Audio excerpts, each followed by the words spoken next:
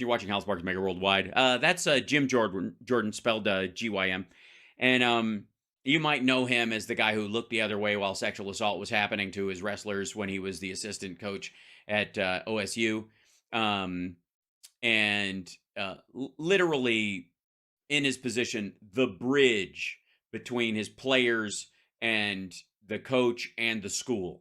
And he basically chose to run interference against the players and for this guy who was sexually assaulting them. So that said, we are 3.5 fucking we're 3.5 months into this, or years into this, and this asshole it's ridiculous to say there's no evidence against Joe Biden. They must be hearing this a lot because, or it just hurts. Here now with reaction. He is the chairman of the House Judiciary Committee. Jim Jordan is with us, sir. You know, I'm getting a little sick and tired. Jesus. Of this comment that are made by liberal commentators and by. Oh, is it just that people are saying there's no evidence? For the record, I'm not just saying there's no evidence. I'm saying that these people are too stupid to understand the difference between evidence and information, which is a distinction with a difference. Democrats. There's not a shred of evidence, nothing at all whatsoever. Right. There's not. That ties Hunter Biden and his foreign business dealings with Joe Biden. Right. Now, Jim Jordan, I think it would probably in the mid. What do you think the chances are that this dumb motherfucker is going to bring up the Shokin call again and just walk right into the rake that's laying in the yard? You could blow that right out of the water. Yeah, kill it. You know what? You brought on the perfect guy. He's going to nail it, Sean. You just, you know what? As a matter of fact, you just get to play this tape whenever anybody bothers you about it. So I would ask you. Yeah, there's meetings, there's dinners, there's phone calls. Yeah, none of that. That's evidence. That's not evidence. That's information. Also, the meetings and dinners are after he's out of office.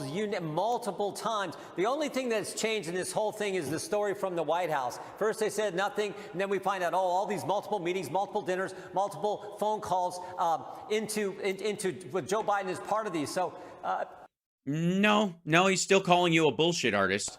For them to say that there's nothing there is just ridiculous. And it goes right back to the beginning, Sean, when Joe Biden sits down with the mayor of Moscow, with Hunter Biden, with his with the mayor of Moscow, business partners, and says, no, he never had any involvement. This is the same lady that gave Hunter Biden over $1 million, $3.5 million.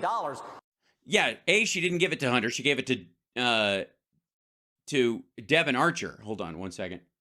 Let's see. Let's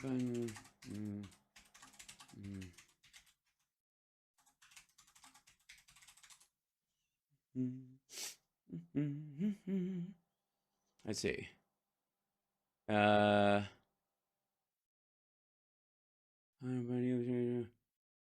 Received 3.5 Newsweek. Okay, this is unraveling the story. Okay, Elena Baturina. Hold on. Gave Hunter 3.5 million. No, the answer. I think you should have that answer. Whatever. The FBI knew the laptop. Ron Johnson. Last 50 days, the 2020 election. Okay, staff. This is older though. Trump quickly weaponized the factoid for saying it 42 times. An attorney for Hunter Biden denied the allegation 2020, but it's lived on in right-wing media. Trump's so-called call-out that the flimsiness allegation was apparent from the start. Merely by carefully reading the Senate GOP report itself, the executive summary offers a seemingly definitive bullet point. Hunter Biden received $3.5 million wire transfer from Elena Baturina, the wife of the former mayor of Moscow. But 2 pages in the report, that deal with this transaction are considerably more nuanced, never saying outright that Hunter Biden received this money and making no claim that any laws were broken. The GOP report itself does not provide evidence to back up the claim that became a talking point. It's a complicated story involving, let's see. Reporting has unearthed the best explanation about what really happened. It's a complicated story involving a web of corporate entities that eventually leads to the purchase of millions of dollars worth of real estate in Brooklyn by the Russian billionaire. We found no evidence that Hunter Biden was part of those transactions. Yeah. Cool story, bro. Also, I mean, I'm trying, like, if anybody can find what he's referencing, that Biden had dinner with Elena Baturina, or the mayor of Moscow, it's some, like, yeah. It all starts back in 2014, and she's connected to Burisma. She's connected Why? to where this all starts. So No, she's not. for them to say that makes no sense. That's why we're going to have an impeachment. Okay, by the way, this is Comer logic. So here's what I think he's saying. She's connected to Burisma because her investment went through Devon Archer, and Devon Archer worked at Burisma with Hunter Biden. That's it. Insofar as I know, she didn't invest in yeah, and is he pronouncing that right? Is it the Burmese right executives? Right. So this Burmese, they say, pronounce it Burmese. Impeachment inquiry vote. It'll help us get additional witnesses in, which will buttress, I think, the already compelling evidence that we have. That's not evidence. And like what wasn't an obvious like flim flam shuck and jive with some details that exist, the rest of it's just frankly made up out of nowhere. All right, well, but it wasn't, you're talking about Elena Baturina. Right. Uh-oh. Sean has hit the same snag we did. That's the Russian oligarch. That's No, her husband was a Russian oligarch. He's dead. the former First Lady of Moscow. But it wasn't just the $3.5 million. Didn't Devon Archer testify and say that she invested over $100 million in the real estate in a real company, estate yes. In the venture that Hunter That Devon Archer ran, that Hunter was not a part of? was involved in and the family was involved in? Yeah, was Devon Archer involved in this? Does he have a reason to say that somebody else played a bigger part in it than he did? Or, again, what the fuck? It's $100 million from a Russian oligarch. And by the way, the same Russian oligarch he had dinner with at Cafe Milano, correct? Hold on. Okay, so maybe that's it. Okay, Cafe Milano. Let's see. Cafe Milano Biden. What's he referring to? No, yeah, this is a New York Post story. Right here. Okay, so shall we? Come with me, folks. Let's take a look at the source for all this stuff. Inside the secret restaurant lair. Nice, New York Post. Nice try. Where Joe Biden met Hunter's cronies. Well, I'm sure this would be illuminating. After a half century of working in the swamp, Joe Biden knows how to play hide and seek. So when the vice president of the United States had clandestine dinner meetings with some of his troubled son Hunter's cronies, he did so in a very private room at his favorite Washington, D.C. restaurant, Cafe Milano. According to records found on Hunter Biden's laptop, a dinner with Vadim Pizarsky, an executive of the Ukrainian energy company Burisma, took place in the restaurant's garden room in April of 2015. Oh, this is the one where he was there and he walked by and said hi or whatever. Okay. The Bidens are also said to have met.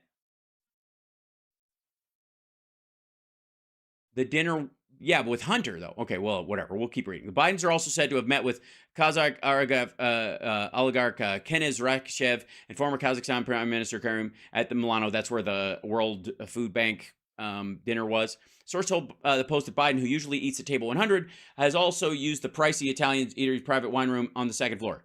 Yes, but because he used that room previously does not mean he used that room with these fucking people. And also, they're playing fast and loose with Hunter Biden versus Joe Biden, just saying Biden and hoping you don't notice.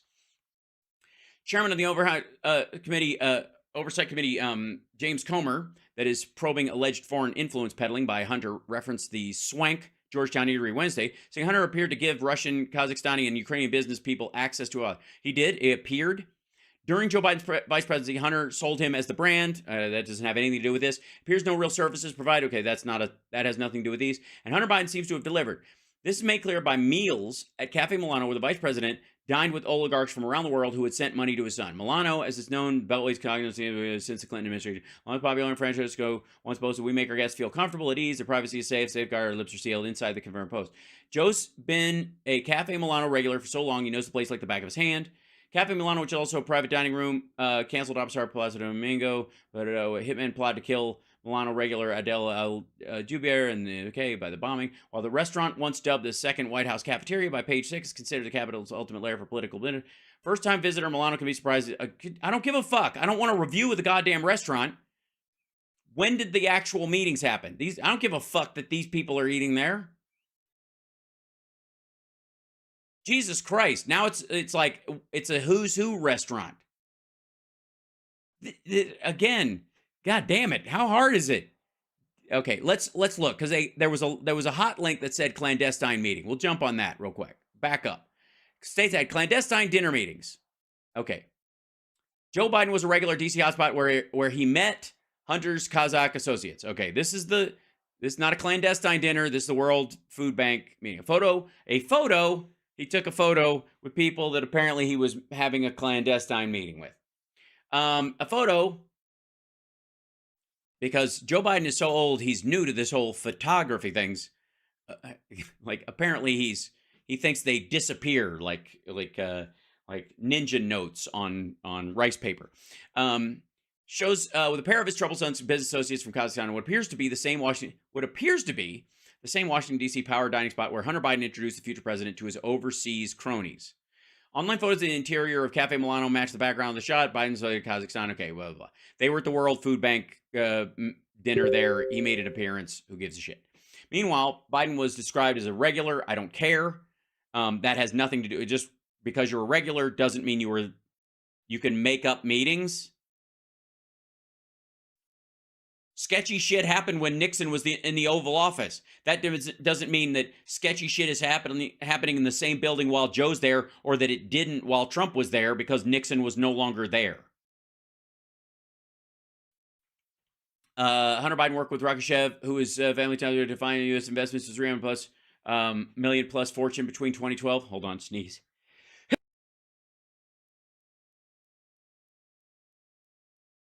There's usually a third one, but I think I'm okay. All right. Anybody else sneeze in threes? Okay. The unverified image of the Bidens, Rakashev and Masimov, was posted online in 2019. Oh, okay. According to a website timestamped by the Kazakhstan Initiative on Asset Recovery, which didn't say where or when the photo was shot. Okay, so it might be Cafe Milano, it might not, and no one can verify it, and there's no metadata. Whatever the fuck. But on Wednesday, the Post exclusively revealed that Joe Biden met with Ukrainian, Russian, and Kazakhstani business associates in Cafe Milano's garden room on April 16, 2015, while he was vice president under President Barack Obama. Guest list for the event. It was an event, was it? I thought this was a private meeting in the little wine room. It was an event, you say? Where pictures were taken? Curious. According to an email Hunter Biden sent to his then business partner, Devin Archer, 3 weeks later. 3 seats for our KZ friends. Those invitees weren't identified further, but Archer was invited to a small private breakfast in Masimov's suite at the Willard Hotel the morning of the gathering, and other email shows. There were several matters the prime minister is eager to discuss with you and will be grateful for the opportunity to spend quality time together. And a third Kazakhstani delegation member, banker Mark Holtzman, emailed Hunter Biden the following. Dear Hunter, get it? No, he's not a mistake. Dear Hunter is the Deer Hunter joke, I guess, probably. Thank you for an amazing evening, wonderful company, and great conversation. I look forward to seeing you soon, and many opportunities working closely together. And he describes him as a close friend. Cool. Did he mention his dad in it? Is it his dad? Is his dad there? Like, plus thanks for all the help from your dad. That would just be helpful to me to make this go from the information pile that may or may not be true to bullshit, to the evidence pile. Hunter Biden was acknowledged struggling with drug addiction, blah, blah, blah. Okay, there's a picture of this. That's the prime minister of Kazakhstan. Nice, alike. I thought I need to figure out a way to tell him I'm going to do something, then I can go take another hint. It's the only thing I can think of, really. The digital correspondence contained on a hard drive that holds the contents of a laptop. Bullshit. This is made up. The Mac Pro was seized by the FBI in December 2019, apparently in connection with... No, it wasn't. This is a conflation, by the way. Here you go. This is how this works. The digital correspondence is contained on a hard drive that holds the contents of a laptop that was left at a repair shop in Biden's hometown of Wilmington, Delaware in April 2019 and never retrieved, the store owner has told the Post. The MacBook Pro was seized by the FBI in December of 2019, apparently in connection with what Hunter Biden claimed last year as a probe of my tax affairs by federal authorities. No, there's a separate laptop that he turned over to the FBI because they subpoenaed it, an actual one. His real one, not the magic laptop that we're all supposed to believe that drugged out and drunken Hunter Biden walks into the only repair shop in Delaware that is run by a guy who personally knows Rudy Giuliani's lawyer, is a Trump fan and can't see 6 inches past the end of his nose and could not tell the difference between Don Jr., Eric, and Hunter Biden in a fucking lineup. Really? Really? Really? That's what we're supposed to? Really? Okay. I should reach out to these. Well, it's the Post. My only problem is when it gets carried in other shit. But the Post is, I mean, this is ancient at this point. But for the record, you'll notice that Jim Jordan does not, he's just making like conflations into fake information. This would be disinfo specifically. I mean, he might just be dumb. Let's not rule out the fact that Jim Jordan might just be confused about a lot of these things, and he's like a dog with a bone because he needs to go after, he's been ordered by Trump or whoever to go after Biden, or he just thinks it's his ticket and personally thinks he wants to do it, and he doesn't care how he does it, so he just throws shit together. But it sounds like to me he literally doesn't understand the timeline, and it sounds like Sean Hannity is having the same problem with it. Correct, and the timing is interesting because when that first investment happens, it's in February of 2014. It happens a week before Russia invades Crimea, and then it's 2 weeks after when there are sanctions put on all kinds of oligarchs in Russia, and her, for some reason, she escapes the sanctions, and then literally the very... Did anybody else, quote, escape the sanctions? Also, her husband was the mayor, he's dead, and her, like, she's getting out. She was trying to, like, I guess she was, the investment worked because it improved her wealth, but it seemed like a bug out. She wasn't involved in this shit. She was the wife of the guy. Next month, the very next month in Italy is when the head of the Burisma offers Hunter Biden a position on the board, and at that meeting is also none other than Elena Bacciarina. So they're all connected right from the get-go. All right, I don't know where he got that connection from.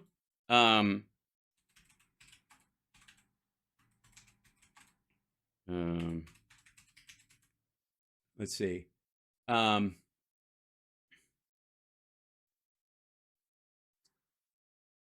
Yelena Baturina.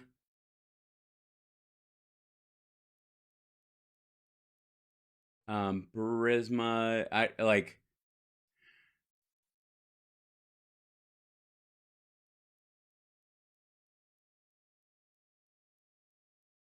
Honest to God, like, that's so fucking made up. Like, I think he's misreading the Senate report.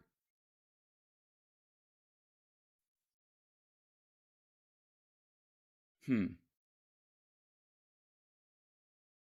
Biden real estate commission, 3.9 wire transfer. Okay, same bullshit stories on this. I'm not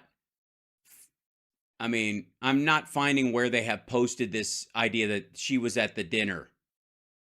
Elena Baturina Biden.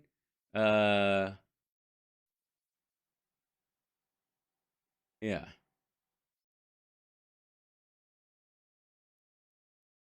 Here's maybe this is newer. Okay, let's see if it's in here. 1 second. This is another New York Post story, which is apparently where this dickhead gets all this shit from. And Hunter Biden linked real estate firm got at least 100 million. Oh, get out of here. From Russian oligarch. Hunter Biden linked. This real estate firm got at least 100 million from Russian oligarch sources. This is Miranda Devine. She's the woman who's been who wrote the book about the laptop she's never laid eyes on, based on a hard drive she got from Rudy Giuliani's buddy that literally has more files on it than the capacity of the laptop it allegedly came from. The real estate company with ties to the first son, Hunter Biden, received $100 million from Russian billionaire for property investments across the U.S. to date back a decade. The hefty cash injections into Rosemont Realty came from Elena Baturina, one of Russia's wealthiest women, the widow of former mayor of Moscow and a close ally of Moscow tyrant Vladimir Putin. Again, if she's buying favors for Putin, she's not getting them from Joe Biden. Super fucking weird. In one portfolio deal, Baturina paid at least $40 million to Rosemont to invest in office buildings across the country, according to a source with knowledge of transactions. Right? Wow. She must have lost her bullshit level in 2020. That money went toward the 2012 purchase of 7 office buildings in Texas, Colorado, Alabama, New Mexico, and Oklahoma, totally blue states, according to deal-related emails obtained by Daily Mail. Okay, we'll open that in a second. The investment purportedly came from Intico Management. Whoops, I'm sorry. I should show you this. Oh, why is this? Why did it not go? What are you doing? There we go. Sorry. The investment came from Intico Management AG, the Swiss company owned by Batterina. So she has a company. It's a Swiss company. It's not even a Russian company. She's not Swiss. I mean, obviously the Swiss are neutral, so they're a bridge point with a lot of sketchy shit. But okay, this isn't the first time President Biden's 52-year-old son has been linked to Batterina, whose late husband Yuri Lujov was the mayor of Russia's capital for more than 18 years before being dismissed by then President Medvedev. Okay, hold on one second. Get up here. There you go. Dmitry Medvedev in 2010. Batterina, who has an estimated net worth of $1.4 billion, had wired $3.5 million in 2014 to a bank account held by Rosemont Seneca Thornton, a consortium formed between Hunter's investment company Rosemont Seneca and Boston-based Thornton Group. Like Rosemont Realty, Rosemont Seneca Thornton is an offshoot of Rosemont Capital Partners, a private equity firm co-founded by Hunter Biden and Chris Hines, the stepson of Hines Carey, blah, blah, blah. 2014 transfer was later scrutinized in 2020 by a report commissioned by Standard Ties to Ukraine. Batterina's transfers flagged suspicious activity. Hunter's lawyer, George Mazers, denied Biden's son profited from the transaction, telling CNN Hunter Biden had no interest in and was not a co-founder of Rosemont Seneca Thornton, so the claim he was paid $3.5 million is false. The GOP report, overseen by Ron Johnson and Chuck Grassley, describes Batterina's involvement with Hunter as a financial relationship, but did not touch on why the wire transfer was made. The question of who pocketed the $3.5 million has never been determined. Yes, it has. Devin Archer said he did. Less than 2 months after the wire transfer, Hunter and then business partner Devin Archer met with Batterina in April 2014 at the Villa d'Este, a well-known haunt of Russian oligarchs overlooking Lake Como, Italy. According to emails uncovered from Hunter's infamous laptop, Batterina's name also popped up the same month regarding a possible real estate deal in New York's Chelsea neighborhood, as well as Latin American cocoa venture. Despite denying ever discussing his family, Biden attended a dinner at Cafe Milano in Washington, D.C. with his troubled son's business associates April 2015. Okay, we're still going back to the event at Cafe Milano, not a dinner. This was an event for the World, World Food Bank or whatever, that Hunter was running at the time. Batterina and Lujov, who died in 2019 after complications from heart surgery, apparently his heart didn't bounce when it hit the floor of the operating room, which proves he's a witch, I think. Were among those who invited the dinner, according to a copy of this. While the records on the laptop don't make clear whether Batterina ended up at the dinner, Archer had emailed Hunter ahead of the event to say she didn't want to attend. Yelena doesn't want to steal Yuri's thunder, so she'll be in town to meet with us, but doesn't want to come to dinner. That was just her thoughts. We could insist. Batterina is one of the few Russian oligarchs who notably escaped sanctions since Moscow's invasion of Ukraine. A fact caught the attention of GOP lawmakers. If the United States is avoiding sanctioning certain Russian oligarchs because of concerns, they may attempt to influence American policy by exploiting Hunter Biden's connection. Again, what is she going to do? Help Russia? Again, if she's trying to bug out, at this point, it's like, even if what they're saying is true, which I don't believe it is, they would just be paying a spy, essentially.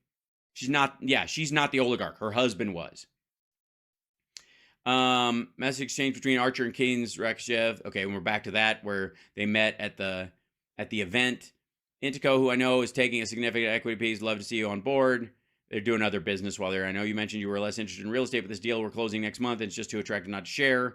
Didn't mean to respond to post. Okay, where's the? Let's go back here. Attended a dinner at Cafe Milano. Bet you it's the same shit. Is it? Yeah. Joe was a regular at the D.C. hotspot where he went to the dinner for the World Food Bank. Is that what we're going to, or the World, hold on. No, I don't want to go away. I don't want to go. Stop it. Anyways, I'm not going to pay the New York Post for this bullshit. Why would I? Yeah, so far, no good. I honest to God, I don't know what the ever-loving shit. And they continue this pattern of shaking down foreign companies, foreign influence. Okay. You can't shake down someone who's bribing you. At the very least, you dumb fuck, make up your minds. Either they're selling the brand or they're enforcing the brand. The mafia doesn't sell a brand, you dumb son of a bitch. It doesn't work that way. You pick one. Good Lord. Are they being bribed and extorted, or are they extorting someone? If they're extorting someone, that person has to give in to what you want, not the other way around. What? And getting the money all the way through while he's vice president. And then, of course, it continued all the way into 2018. All right. No, it didn't. Everybody else having a job or a business or trying to have a job or a business has nothing to fucking do with Joe Biden until you land it at his fucking feet that he made a decision while he was in office as vice president that affected policy that was contrary to what everyone else there agreed on. And they can't do it. Not anywhere. Not China policy or with the China money. Not Ukraine. Not Russia. Not fucking Romania or fucking Kazakhstan. None of these fucking places. He was vice president. Okay, let's look at, I think, the biggest slam dunk case, and that is... All right, yeah, let's do it, please, because the rest of this is boring the fuck out of me. Is the Burisma case. All right, this is a slam dunk. Burisma's a slam dunk. Go for it. Because, and again, I'll throw out the dates. It was October of 2015. It became official Obama administration policy that they had felt, interagency groups had felt that Ukraine made enough progress on the issue. Oh, okay, yeah. So Sean's going to walk Jim Jordan right into this fucking rake. That's a good time. That's... See, groups had felt that Ukraine made enough progress on the issue of corruption that they were willing to give $1 billion in loan guarantees. Yeah, that was it. And by the way, the third of the $3 billion, because we'd already done it twice. It's October of 2015. October of 2015. You said it. Mark that down. Somebody put that. October 2015. Put it in the chat. Here we go. Okay. This what happened in October. And then what happened? Okay. Fast forward, December of 20. Oh, no. Oh, no, you don't, dumb fuck. You don't get to jump ahead. You can't skip a goddamn month. You can't skip a month because it's an important month. 2015. 5 days before Joe goes to Ukraine. 5 days before Joe goes to Ukraine. December 4th or 7th or whatever, 2nd, whatever it is. Okay, so October 2015, they decide they've made the progress, and they're going to give them the extra $1 billion. However, fast forward to December, and Biden is on a mission, according to these two fuckheads, Biden is on a mission to give this money to Ukraine. There's no option, no alternative. They've already decided it's their money. To use the parlance of these assholes, Biden is the bag man. All right? Okay. December. Because I would like everyone to think about Thanksgiving of that year. I'm just going to put that in your head, and we'll come back to that after this asshole lays a trap for himself. Hunter in Dubai with Burisma executives, the people paying him millions of dollars. Right. They called Joe Biden. Yep, they called Joe Biden, and what do they say? And 5 days later, Joe Biden then goes against Obama administration. Against Obama administration policy. Yeah, that's what happens there, does he? Huh? This is what you don't think I have this? So, sorry, hold on one second. I gotta put the wrong thing in there. Hold on. You don't think I have this on fucking quick draw? I do too. I was gonna set up literally a button where I could call this shit up. This would be in, what's the folder that I had it in? Stills and assets? Yeah, that was it. There we go. And we go to here, and it's a PDF. This guy right here. Monday, November 23rd, right before Thanksgiving. The Monday before Thanksgiving. Right. Hang out. Okay. Sorry. You were saying, dipshit? Hold on. Get this out of here. You know, where are you? That's the cow guy, and we don't need this one. Right? Okay. So Say this again real quick. So he goes from October. This is the idea. October, they agree it's time to give him the money. Fuck it. And then December, 5 days before he goes, say it again. It became official Obama administration policy. Official Obama administration policy. That they had felt, interagency groups had felt. The interagency groups had felt, and by the way, look at Sean's face in this phrase frame and know that he knows at this moment that he is talking out of his ass. He is aware that he is talking out of his ass. He knows, and here's the thing. Both of these dickheads know the document that I'm going to show you. They've seen it. They're either willfully ignoring it or they're pretending it doesn't exist. And I didn't, by the way, get this document because it was crafted by a Democratic operative. It was posted on John Solomon's website, the right-wing supporter of Donald Trump. He thought this helped the argument. It doesn't. That Ukraine made enough progress. Say yeah again. Fucking go ahead, Jim. Go ahead. Yeah. On the issue of corruption, that they were willing to give $1 billion in loan guarantees. That's October of 2015. October. Then what? Okay. Fast forward, December of 2015. Because you got to skip November or your entire argument shits the bed. Gotcha. 5 days before Joe goes to Ukraine, Hunter in Dubai with Burisma executives, the people paying him millions of dollars, they call Joe Biden. Nope. The officially, according to Devin Archer, they were talking about, quote, calling Washington, but they weren't calling Biden. There was no direct call. The assumption is because that's his son that they called him.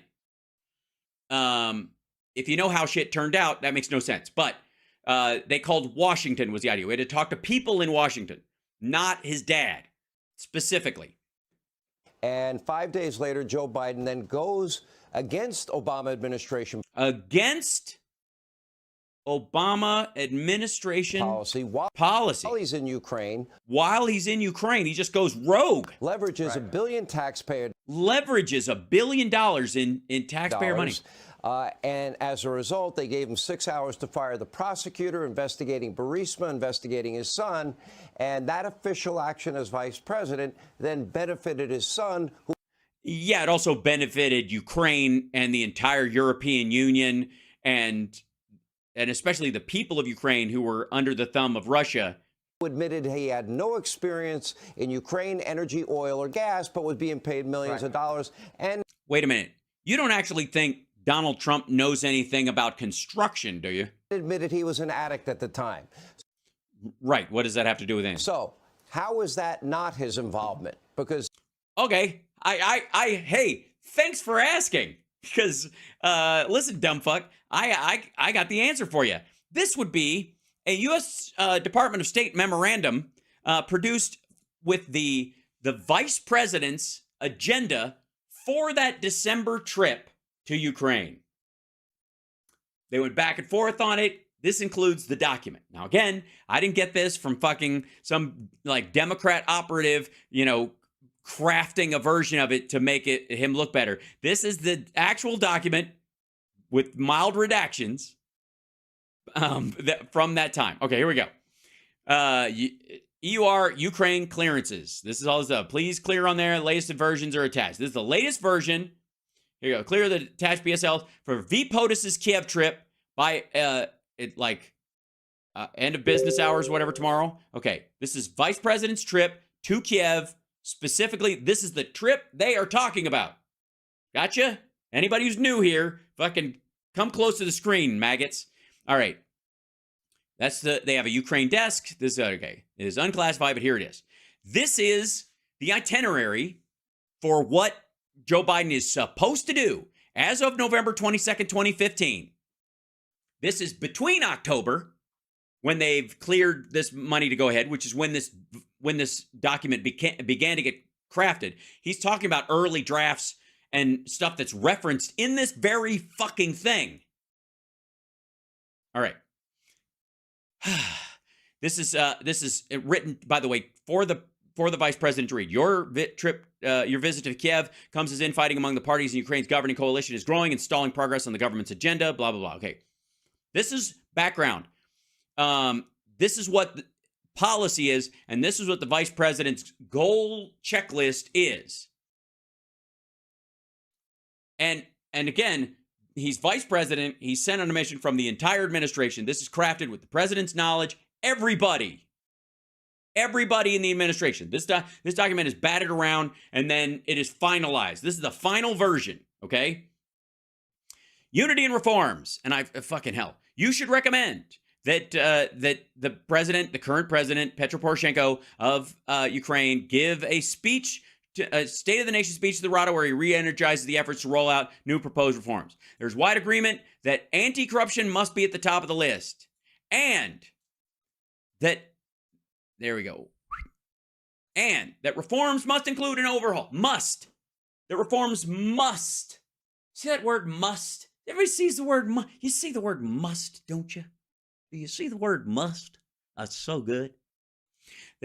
That reforms must include. This is Obama, Biden administration official policy. For fuck's sake. All right. Must include. Must. Now, that's a must, not a shall, not a hope, not a we would prefer. You're being sent there with $1 billion, but this must be included. Must include an overhaul of the Prosecutor General's office, including removal of Prosecutor General Shokin, who is widely regarded as an obstacle, widely regarded as an obstacle to fighting corruption, if not a source of the problem. Done. Sean Hannity, Jim Jordan, you're either lying or you're dumb. Pick one. Good Lord. He seems very involved in it. No, we think it certainly was, and you're exactly right. He leveraged. No, he's not. Your tax dollars, the people I represent, their tax dollars, the American people's tax money. Yeah, because it was the policy of the entire administration and the entire EU and the World Bank. The World Bank was leveraging $70 billion. Leverages that to get an outcome that will benefit the company his son sits on the board of. But how will it benefit him? Because Shokin has Zlochevsky on a short leash, and Shokin is viewed as being a source of the corruption that exists. You get rid of him, you get a real prosecutor in there. Eventually, that led to Zlochevsky fleeing the fucking country. And part of his hiring of Hunter Biden may very well have been to try and head off this change, and it didn't fucking work. That all happened as clear as day. And no, it didn't. I always say there are 4 fundamental facts here. Oh, yeah. He does this all the time. Fact number 1, Hunter Biden gets put on that board of Burisma. Fact number 2, he's not qualified. He said so himself. He said he got the job because of his last name. Right, because they trusted him as a shepherd for the investments. Which, by the way, was confirmed by his business partner, Devin Archer, when we deposed him this past summer. Right, because Archer could have bugged out with the money and fled to Russia like so many people had done before, but Hunter Biden, because he was Joe Biden's son, couldn't fucking do it. Your money was safe with Hunter. Fact number 3, as you point out, he's asked to relieve the pressure that they're under from the prosecutor. Fact number 4, he goes there, gets the prosecutor fired, but you... No. By the way, neither of that is true. First of all, the third one is about the call to Washington, effectively, which did not go to Joe Biden. And if it did, what the call would have resulted in was apparently the Obama White House had already decided to do this anyways, that the call was unnecessary. As a matter of fact, Hunter may have known that this was a fait accompli. If anything, if there was any kind of coordination around it, Hunter could just be flexing because they're asking for something that my dad is already going to do because the rest of the world wants this. This is our tax money to accomplish that goal. Again, old as time. This story is as old as it gets. Yes, people have been telling bullshit fables for a very long time. Politician does certain things that benefit his family financially, and then most importantly, there's an effort to conceal it, an effort to cover it up, sweep it under the rug, which is what David Weiss has done now for 5 years, both as the U.S. attorney. Oh, I see. So David Weiss, the Trump appointee, it has been running interference. And the charges against Hunter, which could result in 17 years in jail, are yet another part of that cover-up. And now, again, I believe, as special counsel. Okay, then you have, he's making more money in energy or more energy deals, and that goes to the WhatsApp message. If you remember the... You mean the one where Joe's no longer in office? 1023 form. Now, in that WhatsApp... No. The 1023 isn't related to the WhatsApp message, I am sitting here next to my father. Yeah, the 1023 doesn't relate to that. That's the CEFC deal. Get it straight. Do I have to keep these fucking guys... Can we just make like a game show out of this? They're mad that you didn't fulfill your commitment. Between everybody he knows, my ability to hold a grudge, you're going to regret not following through on your... Again, yes, this is, again, proving my fucking point. If Biden is being bribed, or China or Russia or whoever the fuck owns Biden, then how the fuck are he and his son telling them off? How does that... What?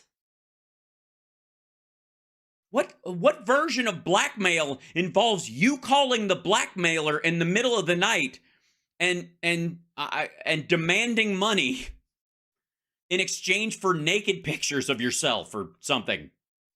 Come over here and shoot pictures of me having an affair, goddammit, right this second, or you're fired. Like, commitment. Anyway, we are sitting here, meaning Hunter and Joe, waiting for the call. Right. Whether that's true or not, him leveraging the power and existence of his dad is one thing, but also his dad's out of office at this point. And didn't Hunter also implicate his father as being a recipient of the money, half my income to Pops? Didn't we learn from Jason Smith's committee last week? Yeah, by the way, well before he was making millions of dollars. And yeah. That Joe himself, using an alias account, an email. Oh, my God. Sean Hannity. Do you have a work email at Fox? Is it Sean Hannity or Sean.Hannity or shannity at foxnews.com? If it is, you're a fucking nutcase, and that email address is completely useless.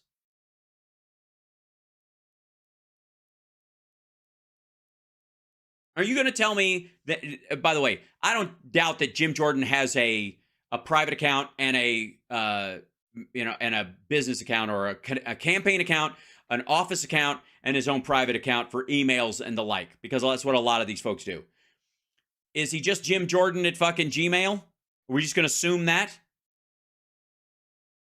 Yeah. Can you imagine? Yes. Imagine the fucking spam if government officials in the White House used their real name, or had to.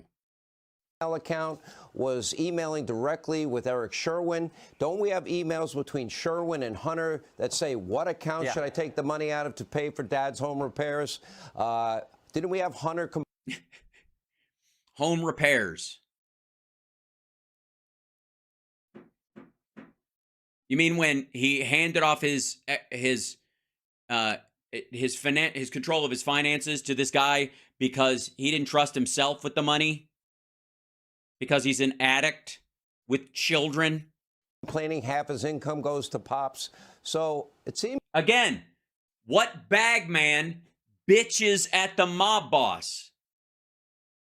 If you're the bagman and you're living off the brand of your dad, it ain't none of it's your money, dumbass. None of it.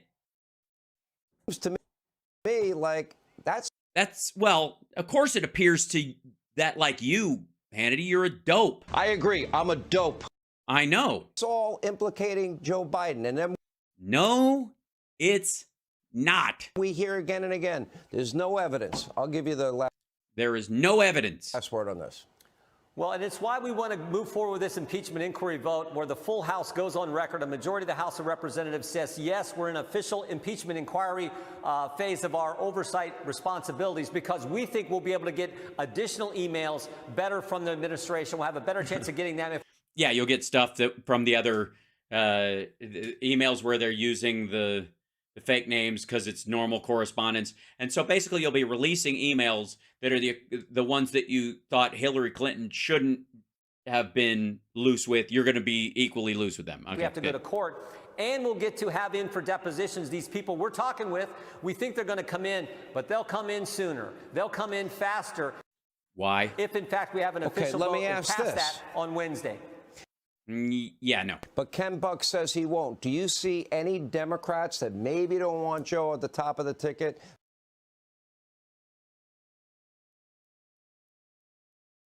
Are they going to join forces with Republicans on this and vote for the impeachment inquiry? I doubt it. You I doubt doubt it. But I do think we're going to get enough Republican votes. There's a couple other people I want to talk to. Yeah. And look how well you did with the speaker vote. I think you got it locked, motherfucker. You got it locked. But I do think we'll get the Republican votes and be able to get all the info. We've got a lot now, and I think it's compelling, as we just talked about. Yeah, it's not. It's fucking silly. But I think we'll be able to get more information if, in You think you'll be able to get more information, do you? fact, we have that vote and inevitably have to go to court to get the documents and get some of these witnesses in for the depositions. Before they tell you to go pound sand. Maybe you'll lose Ken Buck. I mean, he's not been particularly helpful on pretty much everything. Anyway, Jim Jordan, thank you. Hey, Sean. Can I just say for the record, can we just enjoy the fact that Sean Hannity, this dipshit thumb in a suit, is in a situation where they're having to worry about the loss of one Republican vote because that's their majority. They're talking about having to get Democrats to vote for the impeachment of the president that's in their own party. Does that sound like they're in a power position that makes you nervous?